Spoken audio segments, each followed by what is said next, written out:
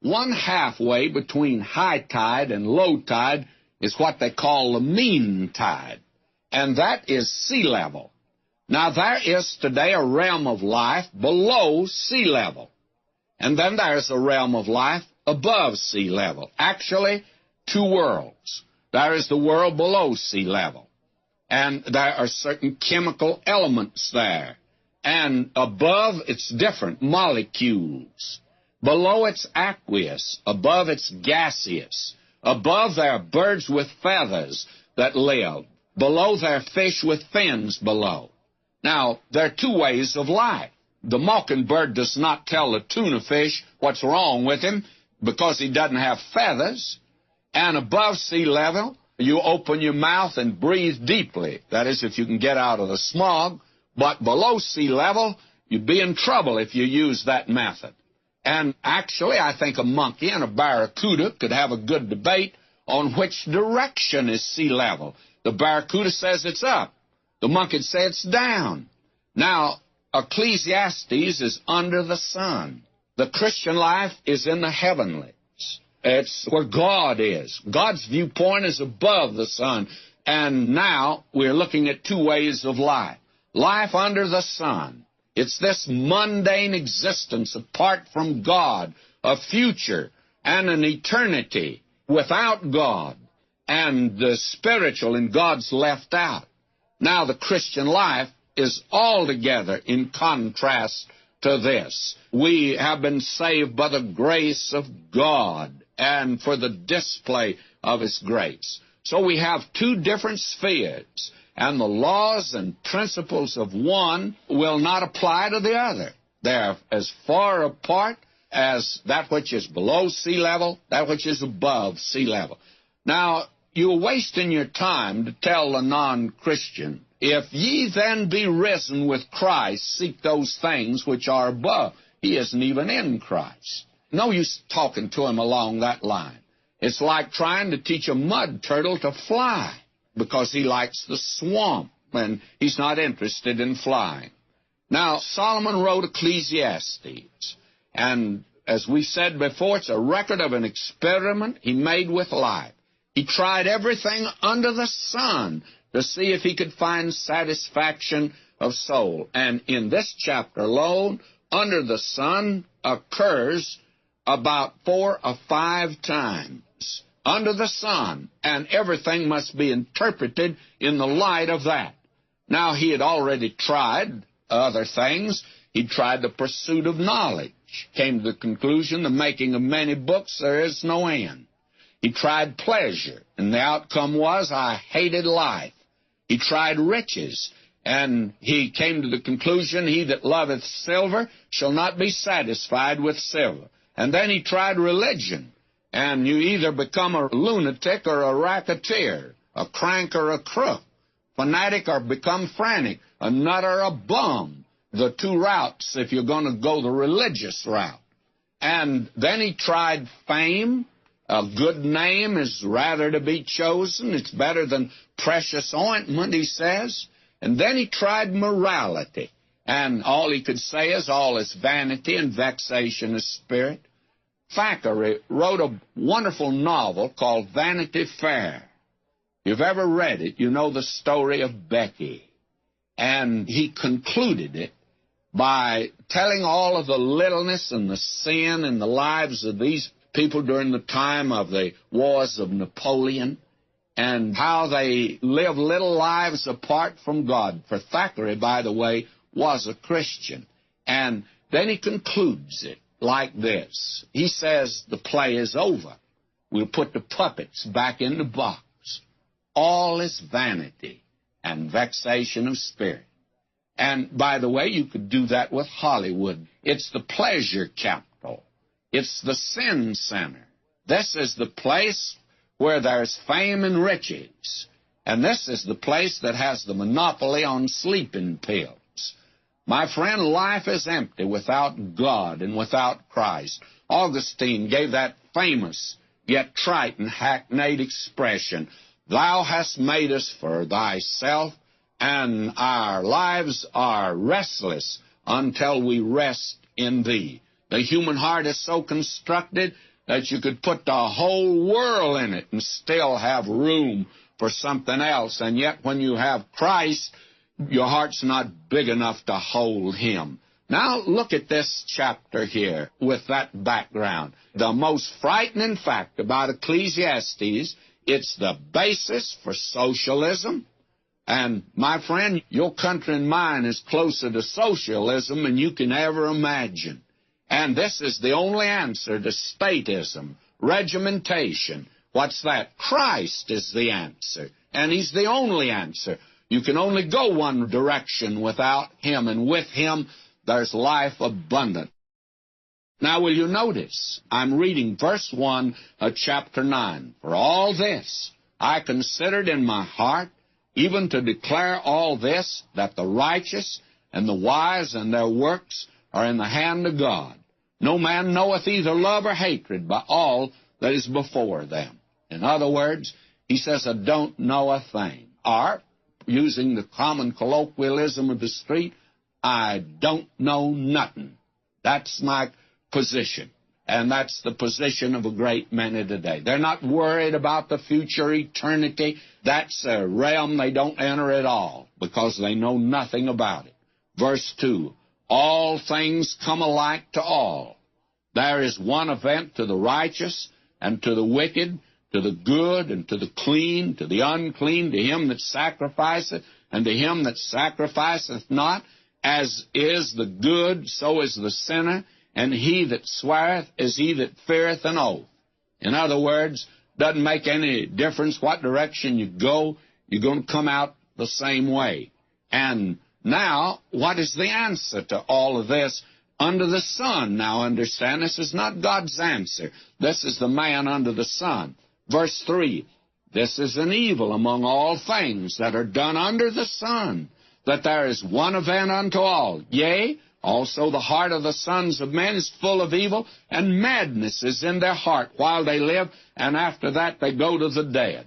In other words, my friend, you're the victim of circumstances, and therefore we ought to share the wealth. That sound familiar to you today?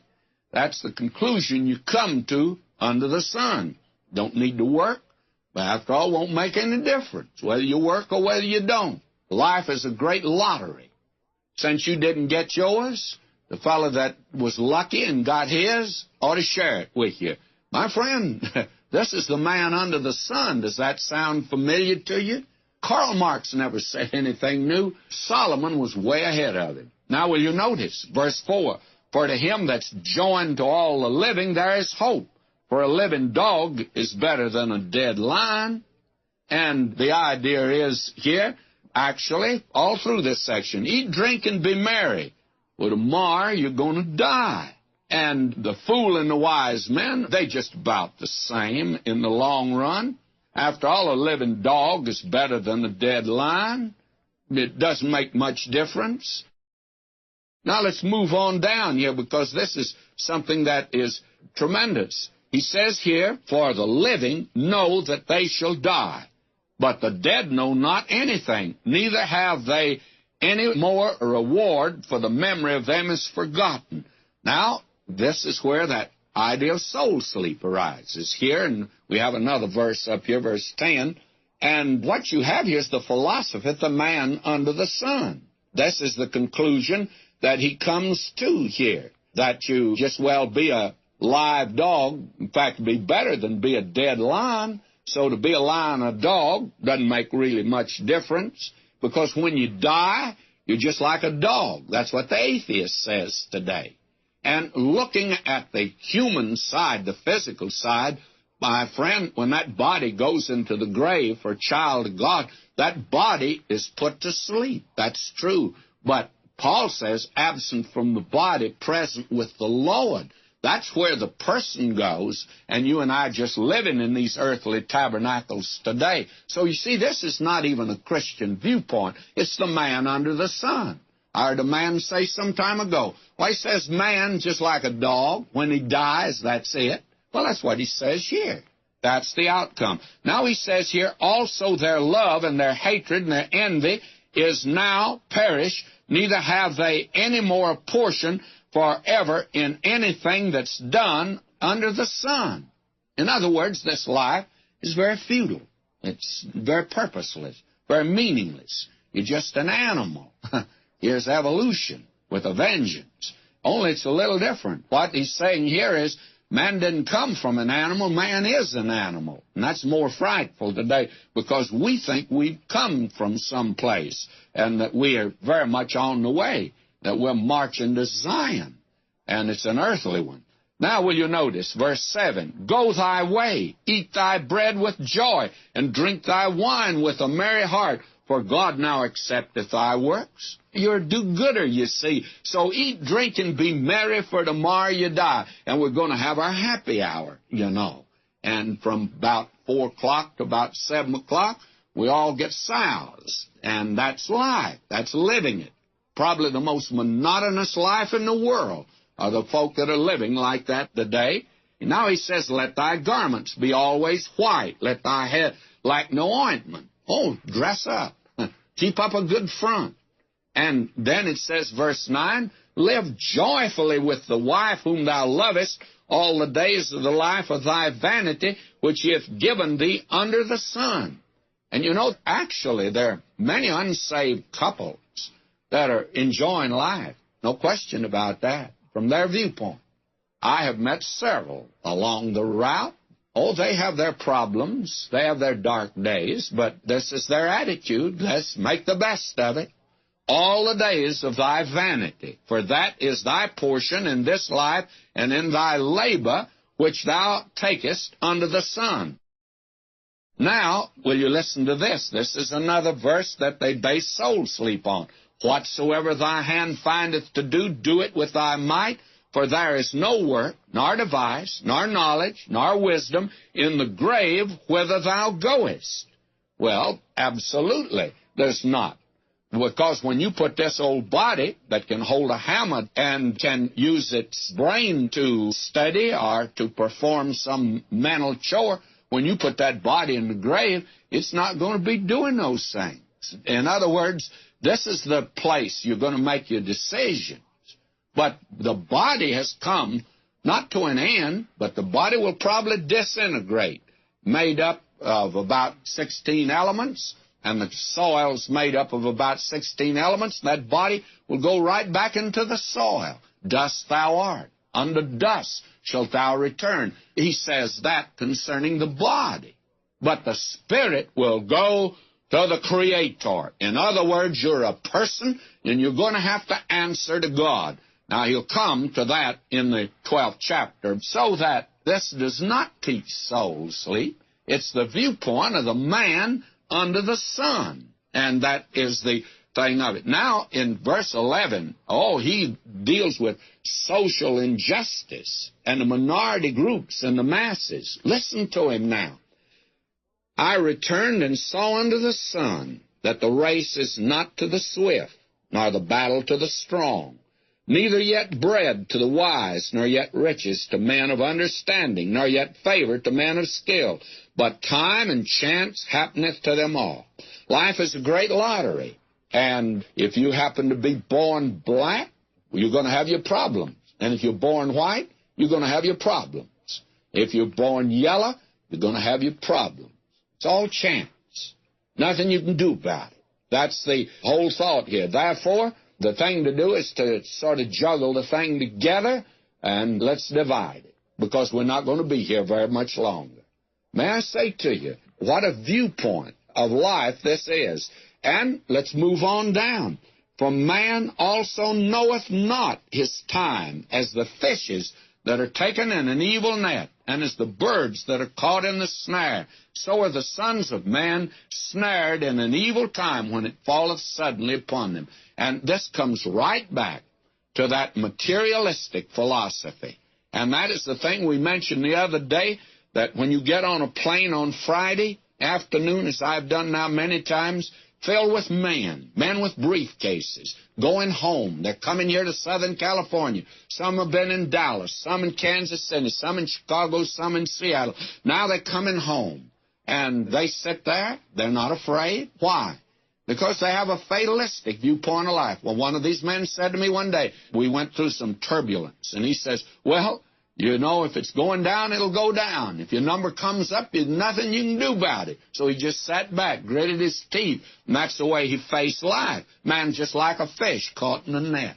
Oh, what an awful viewpoint. That is the worst kind of fatalism, and that is a philosophy we've considered. But the do-gooder has to come to that, you see. There's no other explanation for him. And therefore this wisdom have I seen also under the sun, and it seemed right unto me.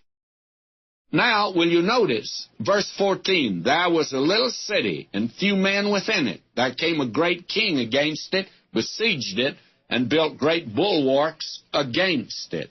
Now, come a little closer, Mr. Marxist, and listen. You communists, listen to this. Hear a parable.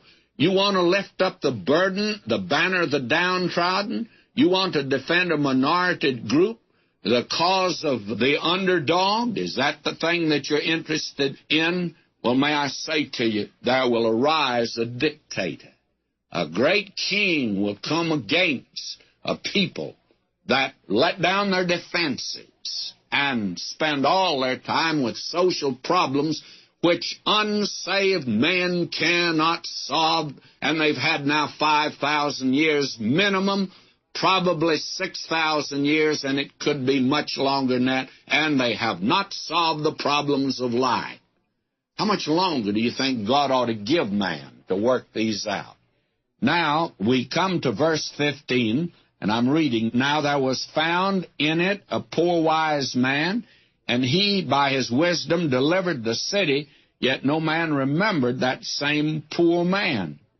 And who was that man that came and brought deliverance? His name was Wisdom. And for the child of God today, Christ has been made unto us wisdom. There was found in it a poor wise man. And he came down to this earth in poverty. And now he could actually say, the birds of the air have nests, the foxes have holes, but the Son of Man hath not where to lay his head. He was a poor man. Verse 17, the words of wise men are heard in quiet more than the cry of him that ruleth among fools. The voice of the Lord Jesus will prevail. I think that's always a tremendous thing that is said concerning him. He'll come with a voice, a shout, the voice of the archangel, and that's his voice, sound of a trumpet, and his voice will be like that of a trumpet. His voice will prevail in this world today. Above the babel of voices, why, his voice will prevail. Verse 18, wisdom is better than weapons of war, but one sinner destroyeth much good. And this is a conclusion of all of this in chapter 9 here. Christ is better than atomic energy. Wisdom is better than weapons of war. And Christ is better than atomic energy. And then one sinner destroyeth much good. The tremendous influence of one person. And it is always more potent when it's in the wrong direction.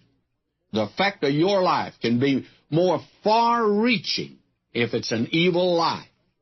And today, think of the effect that certain men from evil are having. Well, let's look at history. Adam's sin has affected an entire race. Achan's sin and an entire nation had a defeat and had to deal with that. Rehoboam, his sin split the kingdom of Israel. And Ananias, and the sin of Ananias and Sapphira brought into the early church the first defect that it had, and from that day on the church was not as potent as it was at the beginning. Now, wisdom is better than weapons of war, and that's true actually in the world today. I crossed the ocean on the Queen Mary, and I never shall forget, we got up early that morning when it came into Southampton. And I tell you, it was, I would say, a tremendous feat to bring that great ship into port. And that pilot had brought her across the trackless ocean. How did he do all that? Well, he did it by the principles that were set down by a little-known Greek philosopher years ago working in geometry. That's the way it was done. Wisdom is better than weapons of war. And you have influence, whether for good or bad. You and I occupy a place of influence, no matter who you are. No man liveth to himself, no man dieth to himself. You're a preacher. You can't help but be a preacher. I said that to a man once. He lived down the street from the church. He lived with his mother. He was an alcoholic. His mother asked me would I talk to him, and he had broken her heart. And one day I got him into the study. He had had a drink. He was not what you'd call drunk. And I talked to him. I called him everything. I told him how low down he was. I told him that he was absolutely no good. He just sat there and took it all. And I said, did you know you're a preacher? And he stood up and he drew it back his fist and he's going to hit me. He says, you know, you can't call me a preacher. You know, he was willing to be called anything but a preacher. But I don't care who you are. You're a preacher. You are preaching by your life some message to those around you. And that's the reason that I personally believe that the do-gooder today, the man that boasts of his morals apart from God, is the greatest detriment that there is to this country today, because he stands in the way. He blocks the way to God because he said, live like I do. I'm living without God. I just do good. And there's nothing that's quite as deadening as that. Now, you're a preacher, whoever you are. You're a preacher in the home, in that smallest circle. You're affecting somebody there. It's like that little boy, you remember that it had been a snowstorm the night before, and his dad got up to go out to the barn. He kept a jug of whiskey hid in the corn crib, and he went out to take a drink of a morning. And he was going out this snowy morning. And all of a sudden he heard somebody back of him, and he turned around, and there was his little son following him, stepping where the father stepped.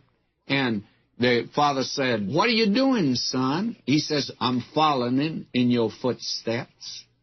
And the father was going out to take a drink. Well, he sent the boy back to the house. He went out to the corn crib, got that jug, and broke it because he stopped to think. I don't want that boy following in my footsteps. There's somebody following in your footsteps, and where are you leading them, even if it's in the home. And now there's the wider circle of human society. You have influence. You have influence in the business world. You have influence in your neighborhood. You have influence in your Sunday school. You have influence. And you have influence in your city. You have influence in your community. You have influence. Somebody's looking at you, friend. Now, they can see that going to church is to you just like dropping by a drive-in to pick up a hamburger when there's nothing else to do. And that's all it means to you. They know whether you mean business with God or not. Does your life suggest to your associates that there is a heaven to gain and a hell to shun? You have influence. Why, you know, Andrew didn't preach on the day of Pentecost, but he sat on the sidelines and he could say, that's my brother. I brought him to Jesus. My friend, may I say to you, one sinner destroyeth much good. You today are pointing men to heaven or to hell. Now, if you want to go to hell, that's your business. But you've got no right to lead a little boy there. You've got no right to lead your family there, and you have no right to lead those that are around you today there, even if you want to go. It's awful to lead others. Influence. What a tremendous chapter this really is.